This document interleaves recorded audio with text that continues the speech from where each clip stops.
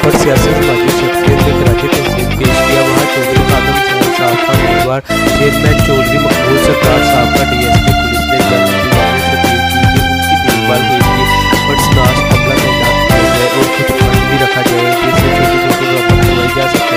यह अहले इलाका रात को जिम्मेदारी शुरू की जाए ताकि उत्तर पंजाब के बिजली सहूलत से तमाम लंबे अरसे तक फायदा हासिल कर सके। ग्राउंड में इंडोर गेम भी करवाई गई।